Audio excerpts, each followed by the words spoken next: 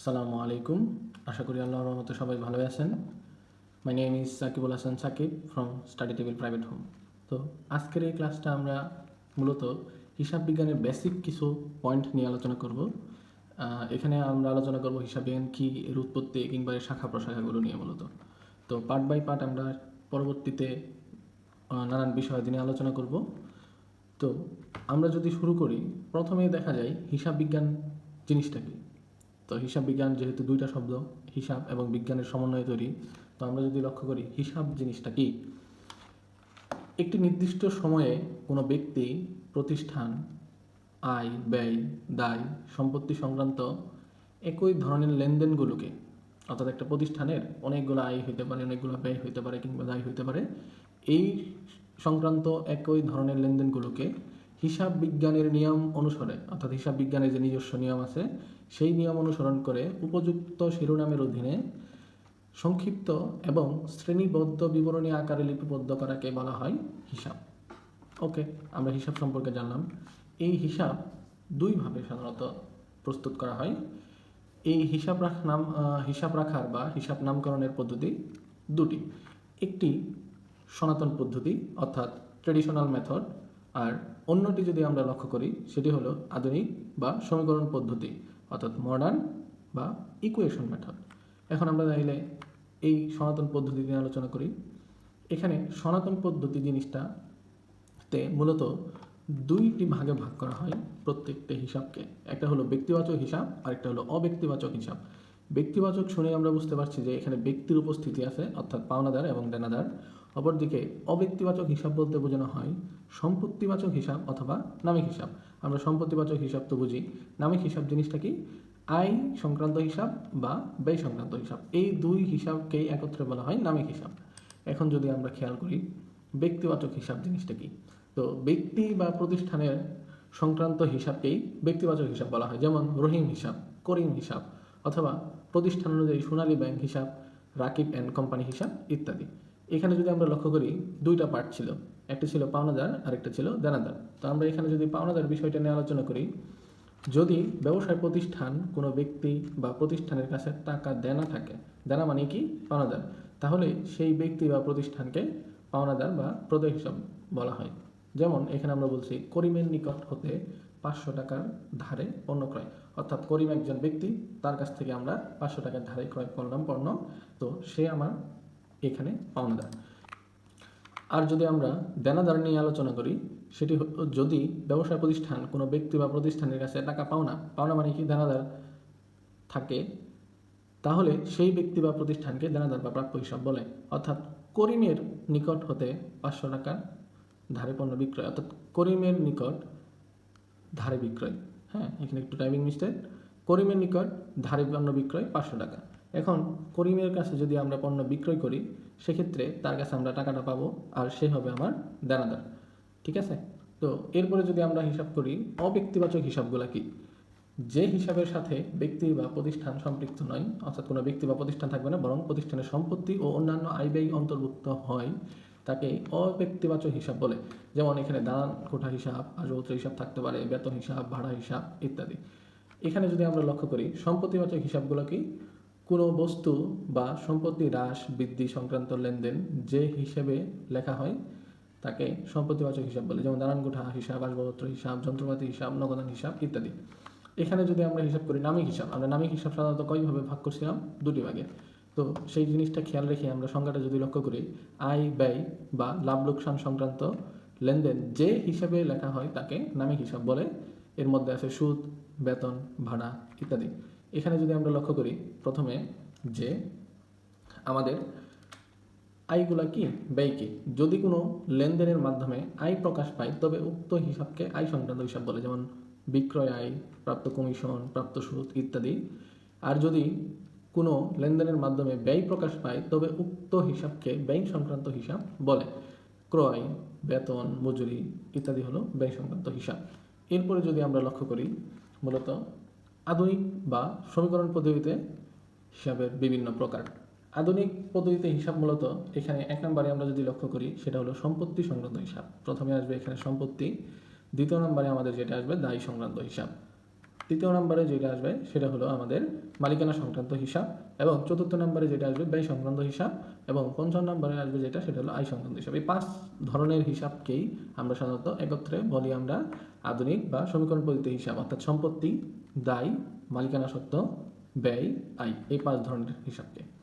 এখন যদি আমরা প্রথমে লক্ষ্য করি যে সম্পত্তি সংক্রান্ত হিসাব জিনিসটা কি, যে লেনদেন দ্বারা কোনো প্রতিষ্ঠানের বস্তু বা সম্পত্তি হ্রাস বৃদ্ধি ঘটে এবং এদের যে হিসাবে লেখা হয় তাকে সম্পত্তিবাচক হিসাব বলে, যেমন দালান কোঠা, আসবাবপত্র, ব্যাংক হিসাব ইত্যাদি। এরপরে যদি আমরা লক্ষ্য করি দায় সংক্রান্ত হিসাব, যদি কোনো লেনদেন দ্বারা সংশ্লিষ্ট প্রতিষ্ঠানের দায়ের পরিমাণ হ্রাস বৃদ্ধি ঘটে এবং উক্ত বিষয়গুলো, অর্থাৎ কোনো দায় যদি কমে কিংবা বাড়ে, সেই বিষয়গুলো যে হিসাবে লেখা হয় তাকে দায় সংক্রান্ত হিসাব বলে, যেমন পাওনাদার বা ঋণপত্র। এরপরে যদি আমরা লক্ষ্য করি মালিকানা সত্ত্ব সংক্রান্ত হিসাব, কোনো প্রতিষ্ঠানের লেনদেনগুলো যথাযথ বিশ্লেষণের মাধ্যমে প্রাপ্ত হিসাবগুলো যদি উক্ত প্রতিষ্ঠানে মালিকানা সত্ত্ব হ্রাস বা বৃদ্ধি ঘটায়, তবে উক্ত মালিকানা সত্ত্ব উক্ত হিসাবকেই মালিকানা সত্ত্ব হিসাব বলে, যেমন মূলধন হিসাব বা লাভ ক্ষতি হিসাব।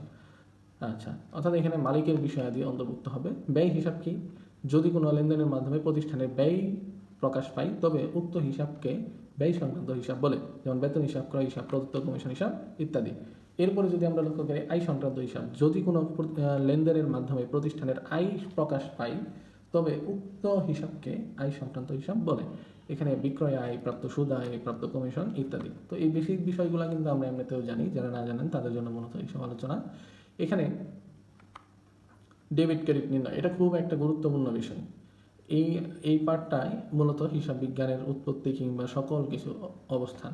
তো আমরা যদি প্রথমেই লক্ষ্য করি সনাতন পদ্ধতিতে হিসাবের ডেবিট ও ক্রেডিট নির্ণয়ের সংক্ষিপ্ত নিয়ম, তার মানে আমাদের ব্যক্তিবাচক হিসাব, এখানে যে সুবিধা গ্রহণ করবে সেখানে সে হবে ডেবিট এবং সুবিধা যে প্রদান করবে সে হবে ক্রেডিট। সম্পত্তিবাচক হিসাবে সম্পদ বৃদ্ধি পেলে ডেবিট এবং সম্পদ হ্রাস পেলে ক্রেডিট। আর যদি নামিক বা আয় ব্যয়বাচক হিসাব হয় তাহলে সকল প্রকার ব্যয়, ক্ষতি বা লোকসান ডেবিট, সকল প্রকার আয় বা মুনাফা লাভ ক্রেডিট। এখন যদি আমরা আধুনিক পদ্ধতির ডেবিট ক্রেডিট নির্ণয়ের কথা চিন্তা করি, তাহলে আধুনিক পদ্ধতিতে সবসময় দ্বৈতজের অনুযায়ী সকল কিছু লিপিবদ্ধ করা হয়।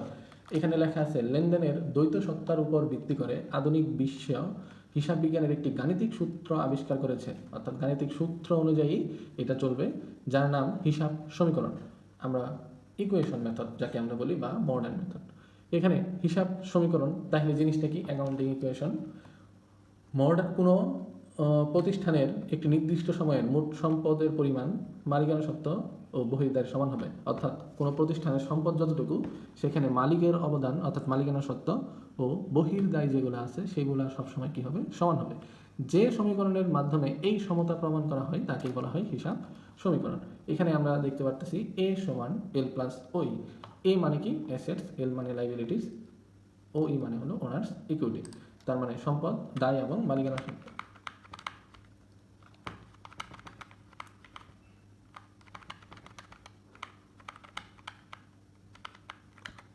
এখানে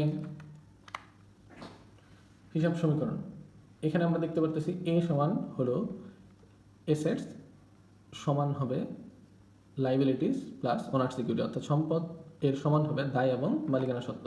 তো আমরা যদি লক্ষ্য করি ও ই মানে কি, ও ই মানে হলো এখানে 4টা উপাদান এখানে মিশ্রিত আছে ওনার্স ইকুইটিতে।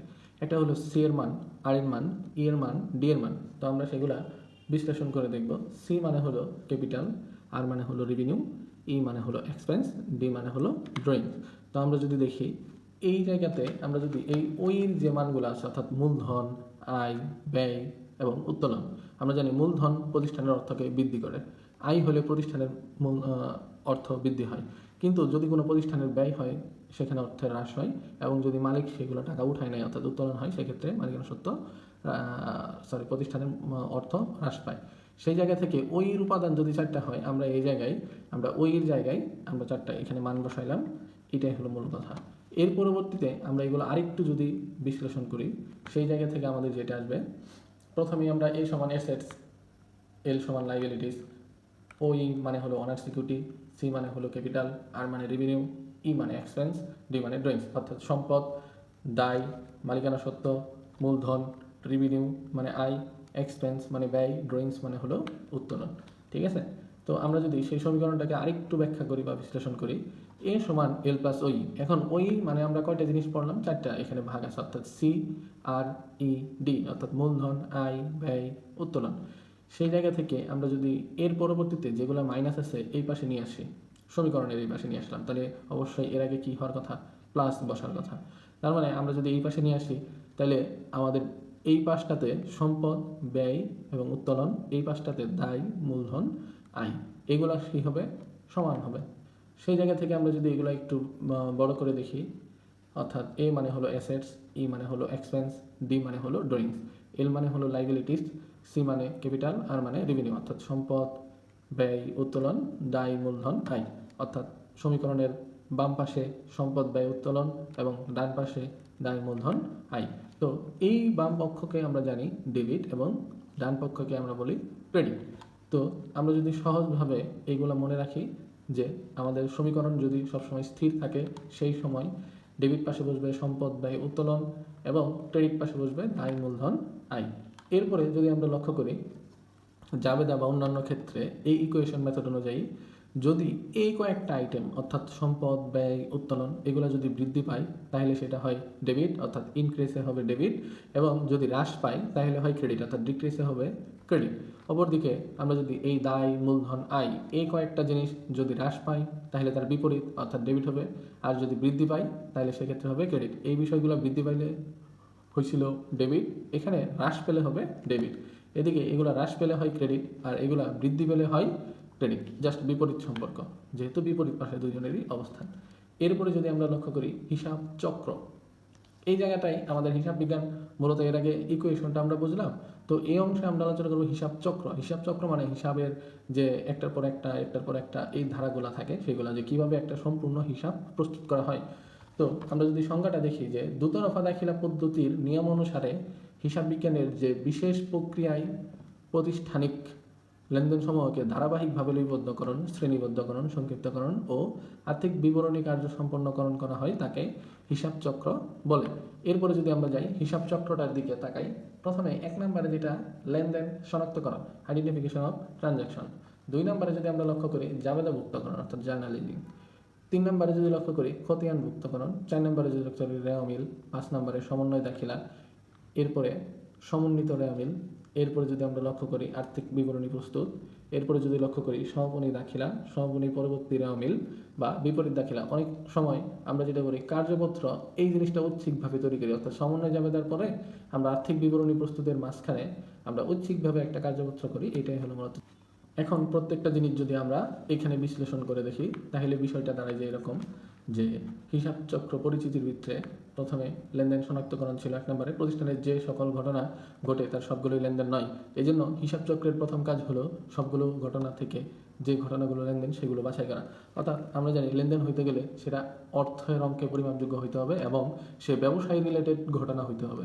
তো এরকম অনেক ঘটনায় দৈনন্দিন জীবনে কোনো কর্মচারী আসলো এবং চলে গেল, কখন গেল কখন আসলো, এগুলো আসলে লেনদেনের অন্তর্ভুক্ত না। যেগুলো অর্থের অঙ্কে পরিমাপযোগ্য সেগুলোই আমরা মূলত এখানে লেনদেন ধরি। তাই লেনদেনের প্রথম কাজ হলো বা হিসাব চক্রের প্রথম কাজ হলো যেগুলো লেনদেন সেগুলোকে বাছাইকরণ করা। এখানে যদি আমরা লক্ষ্য করি যে সকল ঘটনা সম্পত্তি ও দায়ের পরিবর্তন ঘটায় এবং অর্থ দ্বারা পরিমাপ করা যায় সেগুলোকেই বলি আর্থিক লেনদেন। এখানে যদি আমরা বলি জাবেদাভুক্তকরণ, হিসাব চক্রের প্রথম আনুষ্ঠানিক ধাপ হলো বাছাইকৃত লেনদেনগুলোর দুতরফা দাখিলা মোতাবেক তারিখের ক্রমানুসারে জাবেদাভুক্তকরণ, অর্থাৎ 1 তারিখ, 2 তারিখ, 3 তারিখ এগুলোকে জাবেদাভুক্তকরণ। সর্বপ্রথম এই বইতে লেনদেনগুলোকে লেখা হয় বলে একে হিসাবের প্রাথমিক বই বলা হয়। আচ্ছা, তার মানে আমরা প্রথমে লেনদেন শনাক্ত করব, এরপরেই যে বইতে আমরা লিপিবদ্ধ করব সেটার নাম হলো জাবেদা, এই জন্য এই বইকে আমরা বলি প্রাথমিক বই।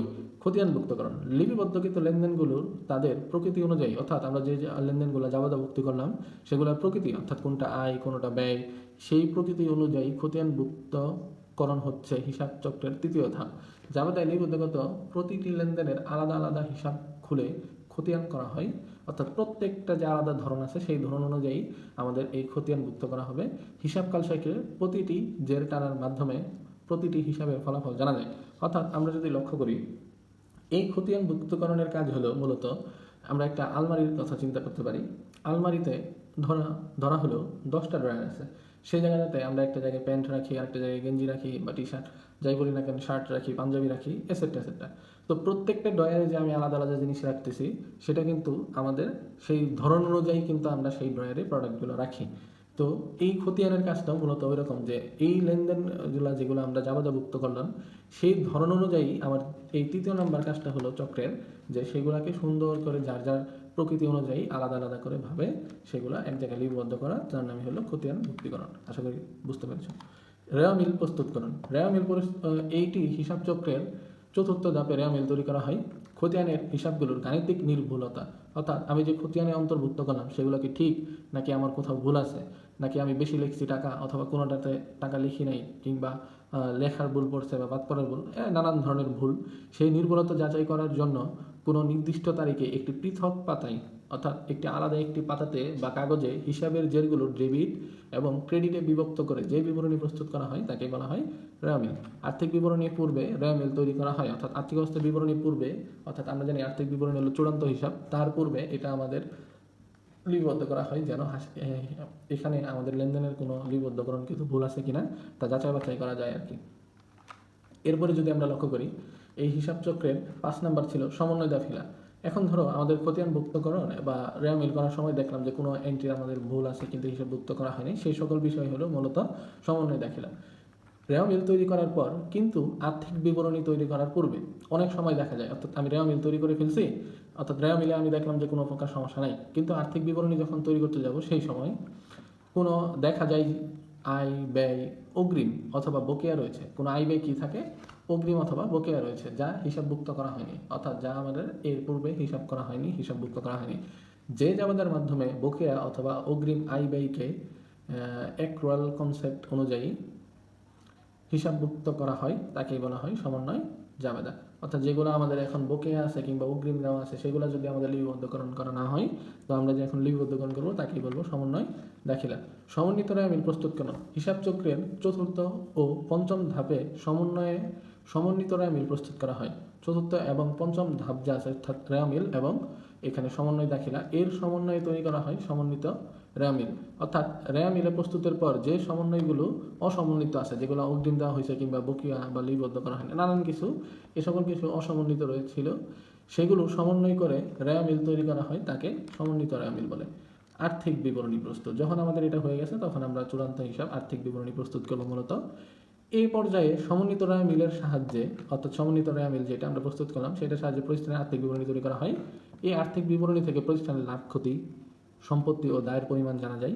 এর ধাপের অংশগুলো হলো income statement, owner's equity statement and balance sheet, অর্থাৎ আয় বিবরণী, মালিকানা সত্ত্ব বিবরণী অথবা আর্থিক অবস্থার বিবরণী।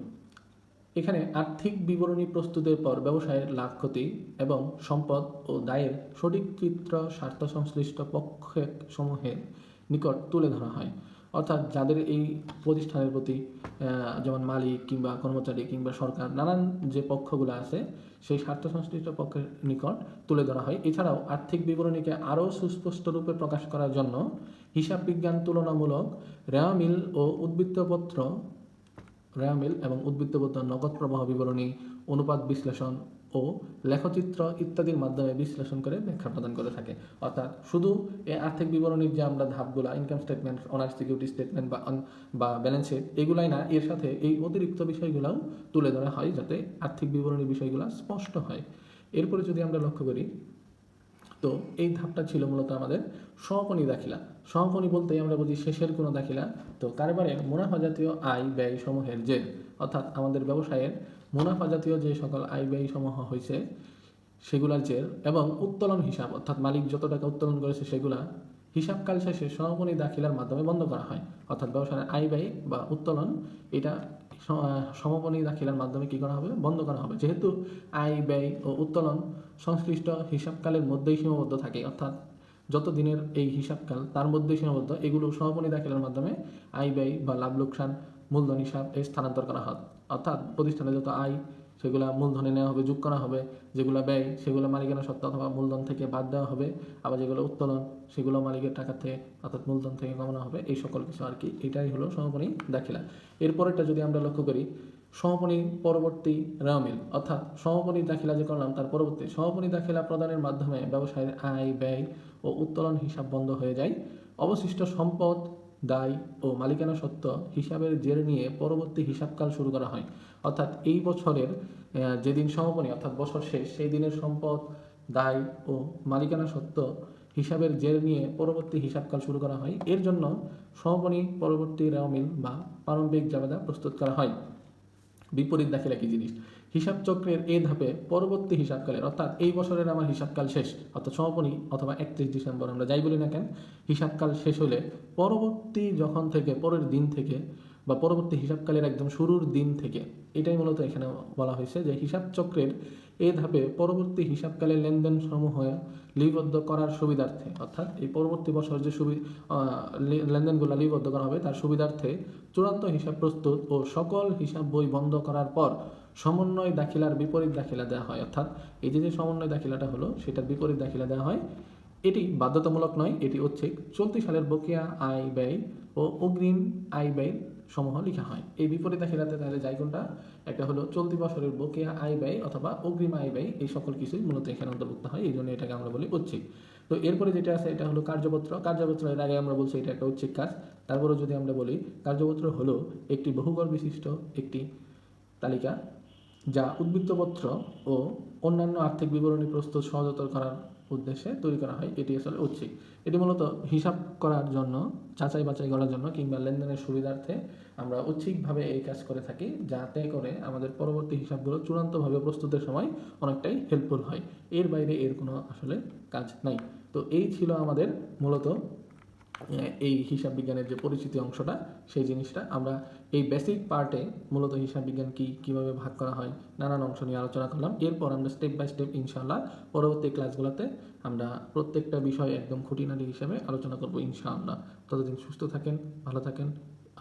আল্লাহ হাফেজ। আসসালামু আলাইকুম।